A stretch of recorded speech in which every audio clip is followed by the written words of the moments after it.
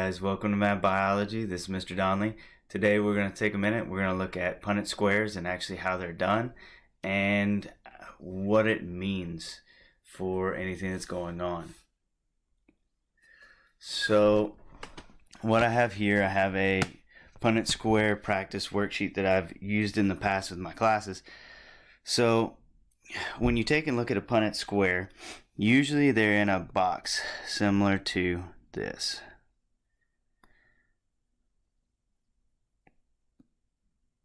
So when you see this, you see that there are 4 squares. This is only set up for one characteristic. So that one characteristic that you're looking at, you're trying to determine what their offspring are. So you've got an offspring here, here, here, and here. So how do you get to here? Well, when you take and look at genes, you usually are getting genes from both parents. So you're going to inherit one gene characteristic from one parent and one gene characteristic from another parent. So we take and we kind of put all together that characteristic, whatever it is in the DNA. So it may be multiple nucleotide strands, but we take and we put them all together into one letter that either represents, in the case of a Mendelian trait, we're looking at the actual characteristic all in a dominant or a recessive characteristic. So Mendelian traits show themselves as far as being either dominant or recessive. Now I have another video coming out pretty shortly that is going to look at what happens when it's not just dominant and recessive. But today what we're looking at is we're looking at dominance and recessiveness. So in this case, what I've done is I've provided extra boxes on here for you to be able to go through and put the parent genotypes in. So we're going to do a couple of these. I'm posting this worksheet on my website for you to be able to go and get, so you can go through and finish out the practice on these questions. So for the first one, it says that there's a species of mouse that you can, for the species, can either have tan or white fur. So in this case, it tells you right here that tan is going to be dominant. So if tan is dominant and white fur is recessive, you have to take from this and get some kind of information. So the information is that the dominant letter, or excuse me, the dominant allele is always going to have the first letter of the dominant characteristic. So in this case, since the dominant characteristic is tan, this is going to be our dominant allele. So our dominant allele is what we're really looking at as far as it's going to control what is coming out as far as the offspring. So then you also have a recessive allele. Your recessive allele, it actually is going to have to be paired up for it to be shown. So let's go through and start to look at how this actually works. So in this case, it tells you that tan is dominant, white is recessive, and it says what would be the possible offspring if 2 heterozygous mice were crossed. What in the world does heterozygous mean? So heterozygous, you got to break the word down. So there are roots and there are prefixes that you can use to start to break words down. I always try to make this habit to teach Greek and Latin root words, because they will start to allow you to break down these big words in biology and pretty much most sciences to start to understand what somebody's talking about, even if you don't know what the word means. So in this case, hetero means different. So that means that they're going to have 2 different alleles. Homo means same, so that means they're going to have the 2 of the same alleles. But then you also have a modifier term. This modifier term can tell you for the homozygous if they are both dominant or if they are both recessive. So if it's homozygous dominant, then that means that they're both going to be the capital letter. If it's homozygous recessive, that means they're both going to be the lowercase letter. So in this case, we have 2 heterozygous parents. So you have first parents set, and then you have your second set parents set. Okay, so their children can only get alleles from their parents, and they're only going to get one of each. So what we're doing in the Punnett Square is we're actually starting to look and see what possible outcomes we could have based on this matching of parents. So in this case, you could have capital T, you could have capital T, lowercase t, and you could have capital T, lowercase t, and lowercase t, lowercase t. Well, that's pretty cool, right? You've got a bunch of alphabet soup. So how in the world did I get there? Let me go back and explain this a little better. So in this case, what you've got, you're going to take and look at the cross. So this letter is going to move in and this letter is going to move in. So as they move in, you need to decide which one is going to be put in first. Well, we have a rule for that. The rule states that if it's a dominant allele, it's put first. So in this case, we're going to take and we're going to put, since they're both dominant, it doesn't matter. But it will in the next block. The next block of the Punnett Square, you've got now this capital T that's going to move down here, and you've got this lowercase t that's going to move in. So when these both move in, your decision has to go, okay, which one is dominant? Well, capital T is, so capital T is going to go first. So we're going to put in capital T, lowercase t. Okay? Just notice I made an error right here. So in this case, you're going to take and you're going to look at the next box. So in this next box, you've got this T coming across here and this one coming down. So you look at the two, note that one of them is dominant, one is recessive. So you place the dominant characteristic first. Okay. Why do we do this? It just makes it less confusing, and it means that later when we go through and do these probabilities, you have some kind of idea of how many of each one you have. So in this case, now we take and we're going to cross. This T is going to come down here and this T is going to come across here. Okay? So now that we have generally the pattern down, let's go ahead and see if we can do the second one. Okay? So now we've got a species of rabbit, normally brown, but if a mutation occurs, the recessive albino type is going to actually be seen. So what that means is that our dominant allele in this case is going to be a capital B. So this is your dominant allele.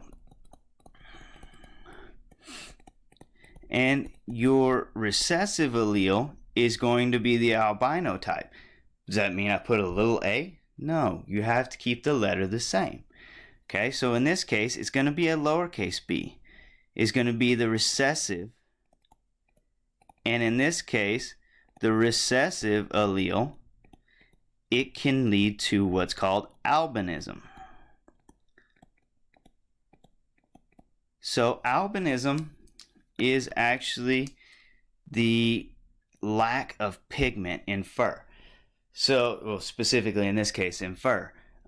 In skin, it's also the lack of pigment. It's the inability to either make, manufacture, or utilize pigment. Okay? So, what would be a possible offspring if a heterozygous male and a homozygous recessive female, see there's that modifier term, if those two were bred? So now I'm actually including the sex of the individual. Why is that important? Well, it kind of is, it kind of isn't. So there's two ways you can do it, and depending on where you went to school or where you're going to school, either one could be the one that's right. Okay? So the way that I was taught is that you put the male across the top and then the female is down the side. I found through working in multiple states that it varies state to state or even region to region. Even sometimes teacher to teacher. So in this case, let's look at it. Alright, so I'm going to put the male at the top. So you have a heterozygous male. So capital B, lowercase b. Now you have a homozygous recessive female. So the female parent is going to be over here. So Now you've put these two actual letter combinations in there, so let's see what the possible combinations are of the parent, or excuse me, of the offspring. So in this case, you're going to take and look at these two, both moving into this square.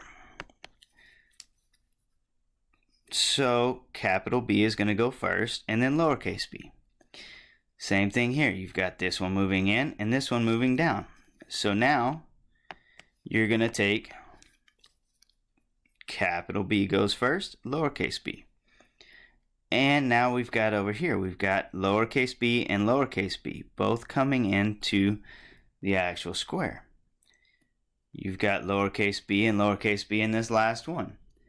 So now we know the possible combinations the parent could give to their child. So their children can either be heterozygotes,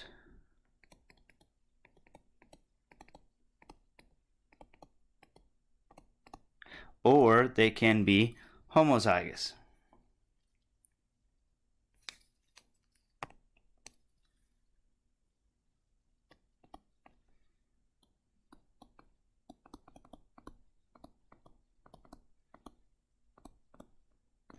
Okay, so now we know we have heterozygous and homozygous that can come from this combination. All right, so this is kind of interesting. So what I'm going to do is I'm going to skip down. I want to do one of the real life examples where this actually works. So in this case, we're going to look at number 4. So if a person has sickle cell anemia, they're homozygous recessive for the trait. Okay, so sickle cell anemia, usually the character that's used is an A for dominant, okay, and a little a for recessive.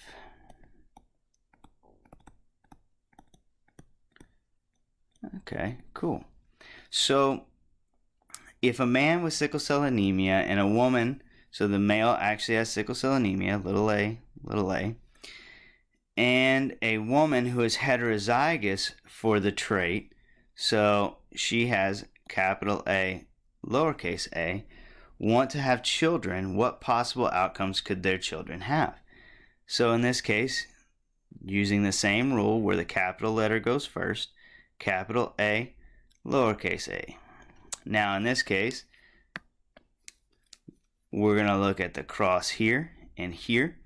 So between those two, we're actually going to have lowercase a. So that child, if they're born with that genotype, okay, they're going to actually have sickle cell anemia. Now here, we have capital A, little a. So they're not going to have sickle cell anemia, but even more importantly, they're a carrier, which means they can pass it on to their children. So when we take and look at this cross, what we have is we have a 50% chance that they're going to have sickle cell anemia. Oh, well, that's interesting to think about, right? So we can now predict someone's risk for their child having sickle cell anemia or not. Okay, so let's take and look at this. So these individuals would be carriers of sickle cell anemia.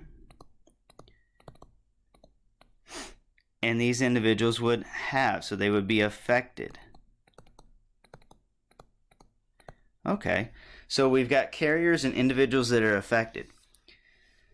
Well, that's interesting to know that we can figure that out about something that affects so many people around the world. Sickle cell anemia is an interesting condition. It's something that I'll talk about at some point eventually, but right now we're just trying to get through Punnett Squares. So, all right, let's go down and look at more of an interesting example. This is possibly one of my favorites. Okay, and the rest of this worksheet is going to be posted on my website for you to be able to access and be able to go through and finish all of these off, just so that way you can get some extra practice. But I was watching the movie Guardians of the Galaxy, and I thought it was really cool that, of all things, they showed something that we could look at as a biologist and say, well, that's kind of interesting. I don't know that it'll ever happen because I haven't ever seen purple people. For this example, we're going to take and we're going to look at this family. So in this family, the father is white, the mother is actually going to be purple, and the child is purple. So if the father is homozygous recessive, in this case, that means that the father, and we're going to use P for the letter, is going to be lowercase p, lowercase p. Okay? So then it says that the child is actually heterozygous. So we want to see what possible genotype the mom could actually have. Because in this case, the mom's the unknown. So a test cross you really can't do in people, because if you take and you do a test cross in people, it violates some ethics. So yeah, like I said, it's kind of an interesting example because we can't really do a test cross, but we can set up 2 crosses and see what the actual outcome could be. So in this case, mom is purple, and we know from what it told us in the question that purple should be dominant. So that means mom has to have at least one dominant allele. So there's only 2 possible outcomes. Mom could have capital P, lowercase p, or mom could have capital P, capital P.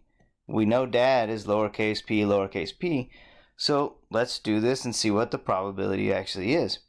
So in this case, you've got a capital P, lowercase p. In this case, on the last one, you're going to have a lowercase p,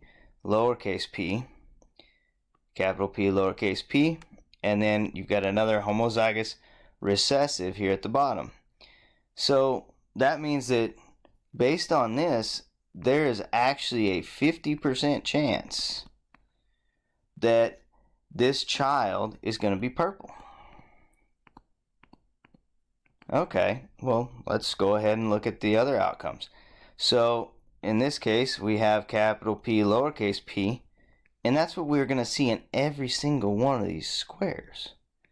So this means that there's now 100% chance that that child is going to be purple. So how can we actually test this in this family? Well, we can't make them have children, but what we could actually do is if they decide to have another child, we could take and look at the outcome. If that outcome is purple, then it leans more towards the second cross, the 100%. If we actually take and see that there's a child that comes out that's white, then we know that more than likely this is the cross that was accurate. So it's pretty cool. We can actually tell something from this, even if it is just a movie of all things. All right, so now let's take and let's actually look at the probability that I've kind of been hinting at.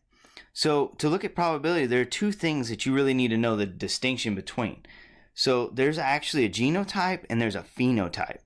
So the actual genotype, it's actually going to be what you see in the genes. So that is the allele pairing, the alleles, the 2 letters that we've been talking about this whole time. Now, the phenotype is what you've actually seen. If you remember back right here on this Guardians of the Galaxy, the actual phenotype of the mom and the child is purple, and the phenotype of the dad is white. But in this case, you see that there's actually a phenotype there. So you can't know the genotype just by looking at the phenotype all the time. Sometimes you can. Like with the case of the dad, we know both alleles are recessive because that's the only way you end up having that white skin color. Okay, cool. So now we're going to take and look at Mendel's experiments and start to figure out what these 2 terms mean as far as probability and percent chance.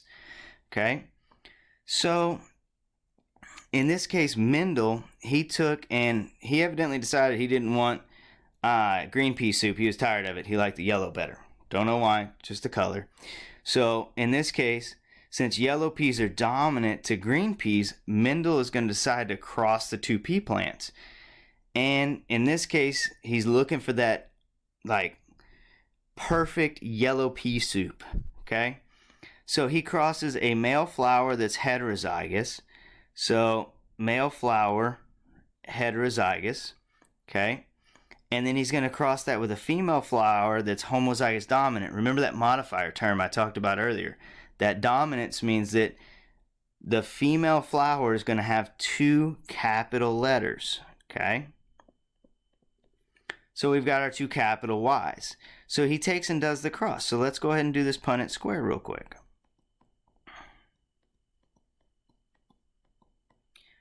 So note that there's already 2 homozygous dominant possibilities. And now there's 2 heterozygous possibilities. So these letters, these alleles, are that genotype I was talking about right up here. Okay? So that genotype, you take and look, you have the capital Y, and you have the capital Y, lowercase y. So how do we figure out this probability? Well, how many squares do you have? You've got 4 squares. So you've got 4 possible outcomes. So from those 4 possible outcomes, okay, you have 2 of the 4 that are going to be your capital Y, capital Y. So when you take and do this, yes, you can reduce the fraction to 1/2, but sometimes it's not always that easy, so sometimes you have to plug it in a calculator. In a calculator, you're going to get a decimal number. That's what we're looking for here. This decimal is also known as the probability. So this probability is what we use as biologists to talk about a situation. So this probability is going to range from a 0.0 to a 1.0, anywhere in there. Okay? So that's cool and dandy and all, but most people like to see things in percentages. So to get the percent chance, you're going to take this 0.5 and you're going to times it by 100. That's going to give you a 50% chance. Oh, well, that's cool. So now you know the difference between a probability and a chance. So in this case, I'm asking you to give me the probability specifically. So the probability here is 0.5. Okay? So now what's the probability of our heterozygotes? Well, you do the same thing. You've got 2 heterozygotes over 4. So our probability is, yet again, 0.5. Okay, cool. Well, what about this third blank? I put a third blank there. A lot of times students think, well, there's got to be something that goes there. There is, but in this case, we don't have anything representing it. So it's actually going to be little y, so that homozygous recessive, okay? That homozygous recessive has a probability of 0. So remember, like I said, it has that 0.0 to 1.0.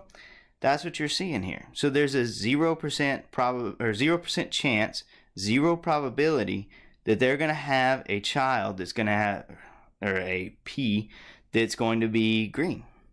It's kind of interesting, right? So Mendel gets his yellow pea plants and his yellow pea soup. All right. Now let's look at another example. So, like I said, with these worksheets, I'm going to post the rest of the worksheet on my website. The link will be in the description below. So feel free to go through and use it. So, and finish it up. And Mendel decided now that he was tired of bending over so far. So he wanted taller pea plants. So Mendel crossed a male flower, homozygous dominant for height. So homozygous dominant for height. Okay. And he crossed a female that is heterozygous for height.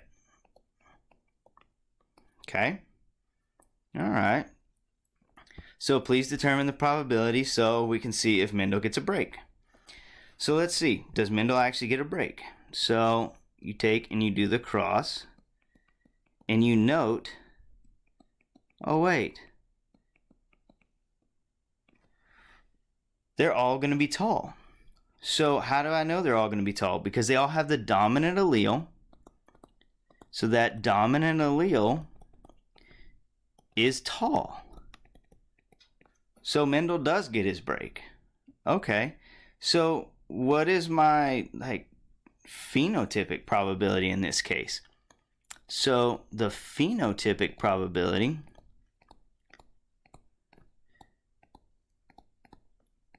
is going to be 1.0. Well, how does that work? Well, in this case, we're only looking at the physical characteristic that you see, and you're going to see every single one of these is tall. So if every single one of these is tall, then it's 4 over 4, 1.0, 100% chance, 1 probability that you're going to get tall plants. So Mendel does get his break. Kind of cool, right? If you want to not have to bend over very often, you can change the height of the plant. Okay? So in this case, you're now going to take and look at the genotypes that we've been given. So you have a capital H, lowercase h. Those are the 2 that you've been given.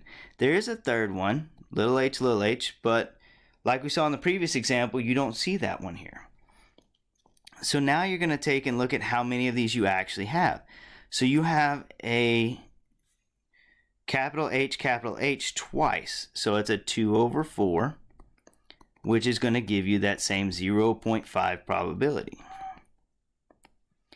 And then you're going to look, now you see that for the heterozygous, you have the same. It's 2 over 4, so you have a 0.5. So we have a 50% chance that they're going to be heterozygous and a 50% chance that they're going to be homozygous dominant. And yet again, we still have this 0.0 here. So hopefully this helps answer questions. Hopefully this helps you start to see the link between Punnett squares and probability and percent chance. If you have any questions, please feel free to leave them in the comment section below. Also, reach out to me on my website. It will also be in the actual description below, and both these worksheets will also be there. So like I previously said, like, share, subscribe, all that other fun stuff. Hope this helped you. That's more why I'm doing this than anything else. So hopefully it helped. If it didn't, please let me know. I'll try and do another video.